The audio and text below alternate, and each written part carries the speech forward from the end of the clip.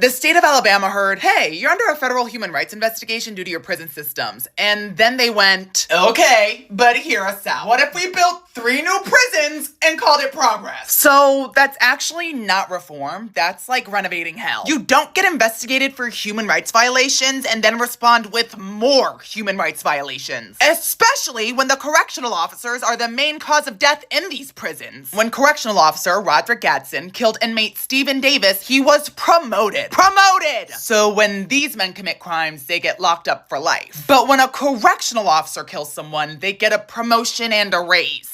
Yeah, because that makes sense. Governor Kay Ivey is out here treating mass incarceration like it's a Home Depot project. They're spending $3 billion. Billion with a B on these new mega prisons. And the best part? They're using COVID relief money. Right, because when you hear public health emergency, the first thing that comes to mind is, let's build bigger cages. The governor of Alabama literally diverted education and public health funding to build cages and then called it fiscal responsibility. That's not a solution. That's committing a crime out in the open with no shame. Mind you, the people living near these new prison construction sites, the farmers, the families, the actual taxpayers whose money is being used to fund this without their permission, they're all sitting there like, what if we don't want a 4,000 person death camp next door? So now we've got grandmas in Alabama that are forming coalitions that are out organizing billion-dollar contractors. They call themselves communities, not prisons, because Kay Ivey clearly forgot that community was even an option. Look, Alabama's prisons already have the highest homicide rate in the country. And instead of fixing that, they're expanding it. You can't end abuse by scaling it up. The documentary, The Alabama Solution on HBO, shows how deeply this rot goes. The corruption, the cover-ups, and the people on the inside and outside risking everything to stop it. So yeah, the real Alabama solution isn't another prison. It's the people saying, hell no, not this time, and demanding action. Starting with firing correctional officer Gadsden and demanding real justice.